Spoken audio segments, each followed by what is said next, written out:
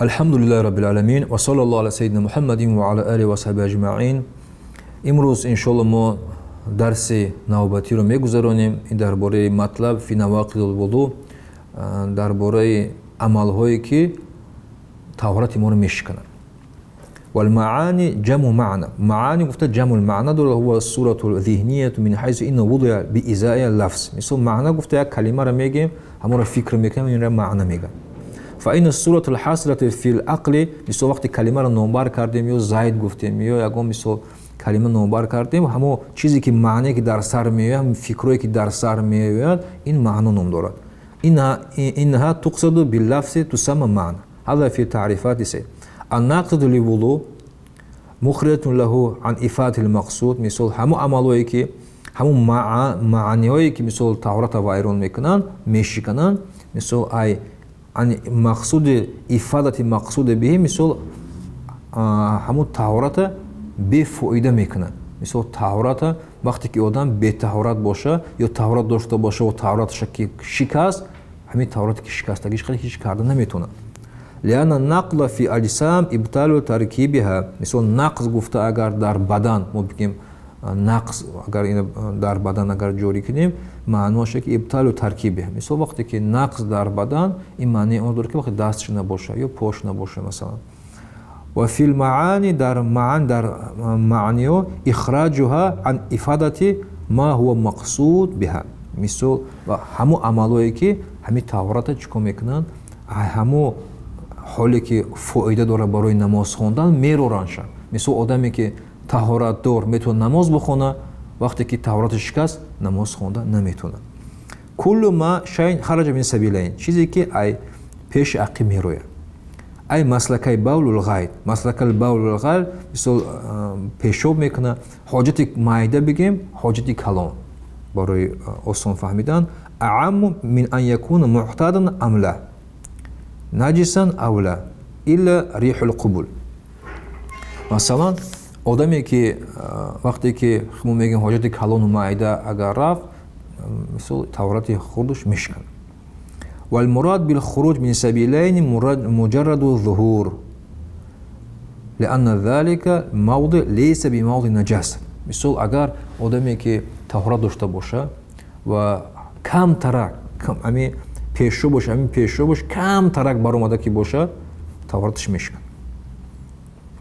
فاستدل بالظهور على انتقال بخلاف الخروج في غير ما فإنه مقيد بالسهلان كما صرح میخیل میگه نه خروج بس نیست باید بچکم میزه که طهارت بشکنه که خمون باید فراموش نکنیم که برای طهارت کردن باید همه خیلی طهارت کنیم حاجت خانه بریم که بعد برآمدن دلمون پر باشه که پیشاب یگان قطره نبراید.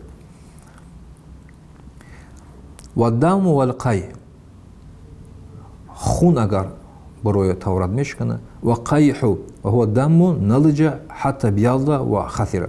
مثل قی گفته این خونی که سفید شدگه زرداب گرفتگه و سدید مثل این زردابه.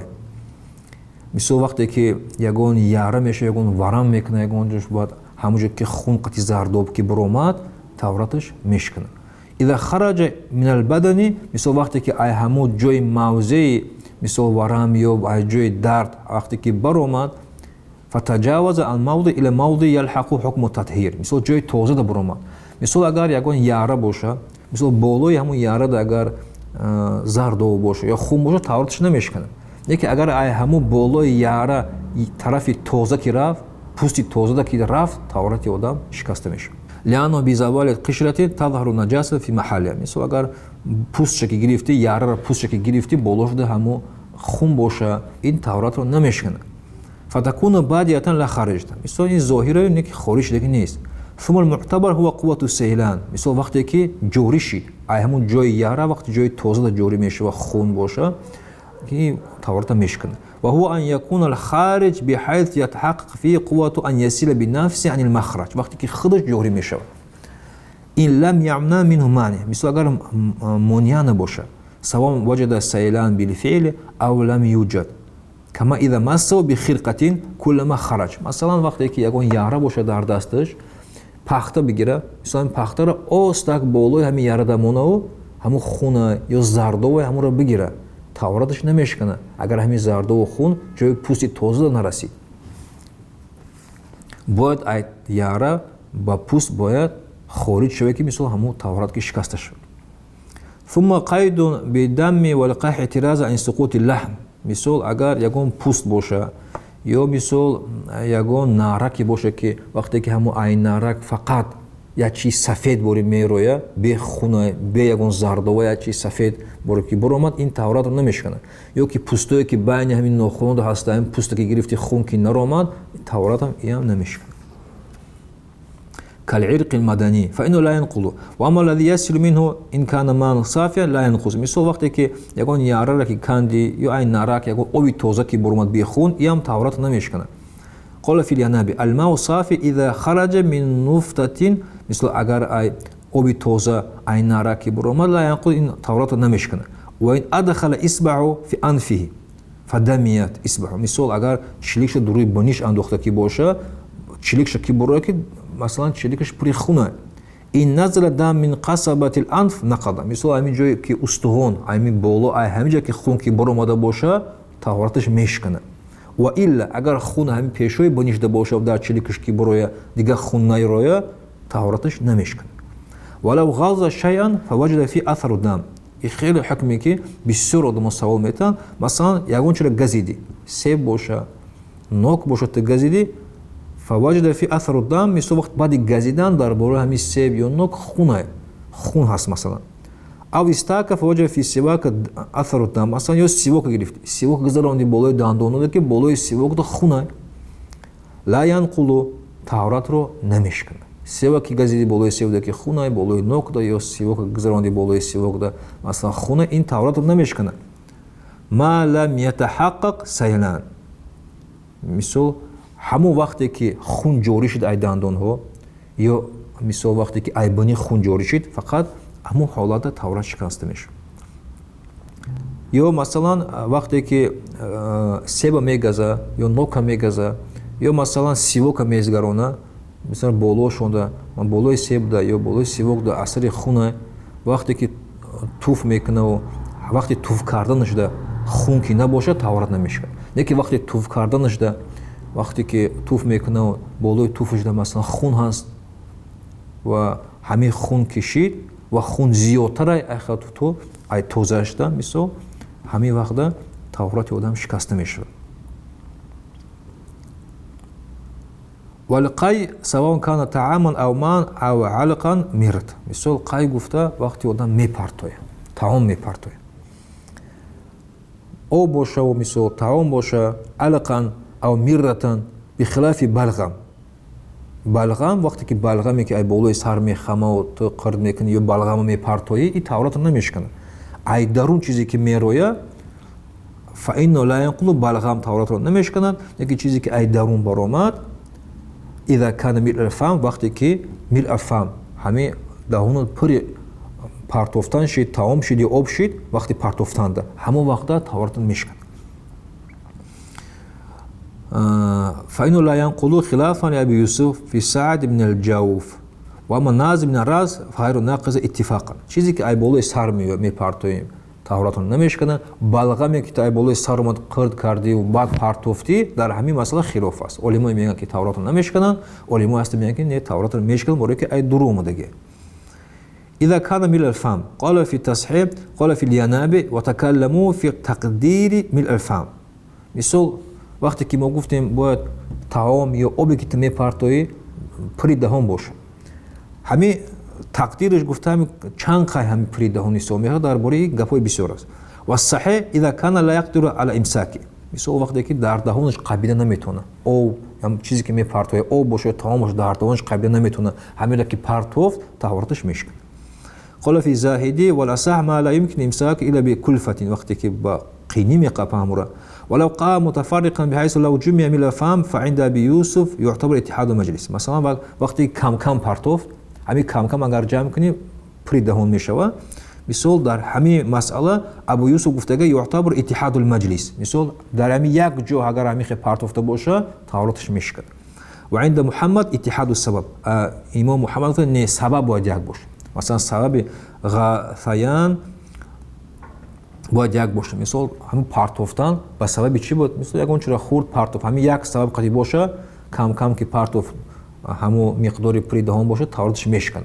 اگر یک بار کمتر پرتوف با یگان چی دیگه خورد به سبب دیگه با شید پرتوفت این سو نمیخوره.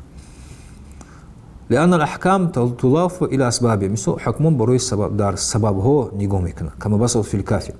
ولما ذكر الناقض الحقيقي عقبه بناقص الحكمي. مثل دار بروي حقيقي گفته همون چیزی که عمل هایی که چیزهایی که تورات ظاهرا میشکنن، بعد سر کرد در بروی عمل هایی که معنی قدی حکمی تورات با حکم میشکنن. فقال النوم یکم این نوم خوب کردن است. سواء كان نایم ملتجعا و وضع الجمع على الارض او متکئا، فرق نداره. مثل وقتی که تکیه کرده خواب میکنه یا با پشت در زمین خواب میکنه، همین که خوابش برد طهارتش میشکنه. لأن الاسترخاء يبلغ نهایته. مثل آدم در همین حالت خش اداره کردن نمیتونه وقتی که خوابش برد. به هذا نوع من الاستناد. وقتی که مثل چیزی که تکیه کرده که گیریم که غلطید، این آدم مثل خش اراده کردن نمیتونه. غير أن السند يمنع من السقوط بخلاف النوم، حالة القيام والقعود والركوع والسجود في الصلاة وغيرهما وهو الصحيح. مثل اگر آدم در حالت رکوع یا در حالت سجود یا در حالت قیام خوابش که برده باشه طهارتش نمیشکنه. لأن بعض الاستمساك باق، برای که او خش اداره کرده میتونه در این حالت. اذا زال لسقط. مثل اگر فلم يتم استرخاء، مثل همین حالتی که او هست، اگر مثل آدمی که باشه در یگان چی تکیه کرده باشه و اون چی رو اگر ما گیریم و آدم که بغیله، این سو میخوره که این آدم خش اراده کردگی نیست، خش قبیده و نیو کردن نمیتونه، برای همین طهارت این میشکنه. و فی الهدایت و فی الفتح تمکن مقعد مع غایت الاسترخاء لا یمنع الخروج. مثل آدمی که همه خیلی شتکی که باشه که بادش که نرویه، خش محکم کردگی باشه، همه خیلی شتگیه که مثلا بادش نمیرویه، همین آدم همه حال شتگیش دسته که در کتاب فتح میگه طهارتش نمیشکنه. اذ قد يكون الدافع قويا خصوصا في زماننا لكثرة الاكل. مثلا در زمان ما همه حالتی که میگن که مثلا اگر آدم محکم شتگی باشه و مثلا بادش نرویه، همه شتگی همه خیلی که بادش که نمیرویه، همه حالاتی که خوابش که برد طهارتش نمیشکنه، این برای زمان ما نیست. برای چی؟ لکثرت الاکل، برای که در زمان ما آدما بسیار میخورن. فلا یمنع الا مسکات الیقظه. مثلا فقط بیداری، آدمی که خواب که برد خش اداره کرده نمیتونه، میگه ای خوردنی بسیاره. برای همین حکم مدت داخل نداره. خواب رفتن طهارت رو میشکنه. والغلبة على العقل بالاغماء. مثل آدمی که بیهوش شد طهارت رو میشکنه. و آفتون تعتری عقل و تخل. مثل آفتی هسته که مثل برای عقل آدم زیان میکنه و تغلیبه، مثل گم میکنه خشه. والجنون، آدمی که مجنون شد طهارتش میشکنه. هو آفتون تعتری العقل و تسلبه، عقل رو میگیره. وهو مرفوع بالعطف على الغلبات ولا يجوز تعتري ولا يجوز خفضه. مثل کسره کردن ممکن نیست. بالاغماء و بالجنون گفته عطف کردن با اغما ممکن نیست. على الاغماء لانه عکسه، برای که این دو چی هر خیلی هست. آدم که بیهوش غلطید عقلش گم کرد، آدمی که بیهوش نغلطید اون یکی مجنون شد. این هر دوش فرق دارن. والقهقهة وهي شدة الضحك، خندیدن. مثل خندیدن سخت، بحيث يكون مسموع له وقتی که خودش میشنوه خندیدگی خشه، ولی جاری پیشگیش میشنوه. سواء بعد اسنان و عمل فرق نداره. مثل دنداناش ظاهر شد نشد، همین خندش که آواز خنده که برآمد، لانه برای چی؟ برای که اذا كانت مع بالغ یقظان. مثل من بالغ گفته آدمی بالغه، آدمی که نماز فرض بروه، یقظان بیداری ده فی کل صلات، در نماز باشه. نمازی که خیلی فرض باشه او نافله، لیکن ذات رکوع و سجود، نمازی که رکوع و سجود داره. مثل نمازی که رکوع و سجود داره، در همین نماز 5 وقته و سنتاش قطعی. مثل اگر در همین نماز آدم که بخنده، آوازی خندش که برای خودش که بشنوه و همسایه‌اش بشنوه، همین حالت ده طهارتش میشکنه. کل صلات فریضه او نافله. مثل نمازهایی که فرض باشه، چقدر گفتیم فرض و سنت، ذات رکوع و سجود. بخلاف صلات الجنازه، نماز جنازه ай ҳами бихилофи салатул ҷаноза ва сажду тиловат. Мисол саждаву тиловат, саждае ки тиловате ки мо мекунем, ояти Қуръоне ки мехонад ки мо я сажда мекунем, намози ҷаноза, ана намози ҷаноза рукӯъу суҷуд надорад. Фа инну ла янқуду вудуъаҳу, ҳами ҳолатда таҳораташ намешканад. Ва табтулу салату ва саждатуҳу, табтулу салату, намозш вайрон мешаву, суҷдаш вайрон мешавад. Кала саби ва найм, ҳами ҳукм дора одаме ки саби боша, мисол кӯдак боша, болиғ набоша, найм одаме ки хоб боша. Мисол одаме ки масалан кӯдак агар дар намоз ки хандид, ҳами вақта ура намозаш ботил мешаву, таҳораташ не. Мисол ҳукме ки мо гуфтем дар бораи қаҳқаҳ хандидан, мисол хандидан, шиддати хандидан ки худаш мешнава ва ҳамроҳаш мешнава, дар ҳами ҳукм мо бояд фаромӯш накунем, ҳам таҳорат, ҳам намоз ботил мешавад. Не ки дар он ҳукме ки вақте ки хандид, дар намоз ки мо хандидем ва хандаро фақат ман худам ки шунидам, намозам ботил мешавад. Мо бояд намоз айсар бихонам. Худо ҳар аятаи моро нигаҳ дора, худо моро ай раҳматаш маҳрум накунад. Ҳамин масъалое ки мо имрӯз гуфтем дар бораи амалҳое ки тавратро мешикананд, шумо агар савол дошта бошед, саволатон ба мо ирсол кунед, кӯшиш мекунем ки навор кунем барои мардуми мо фоидаовар шавад. Худо ҳамаи моро нигаҳ дора ва алҳамдулиллаҳи роббил аламин.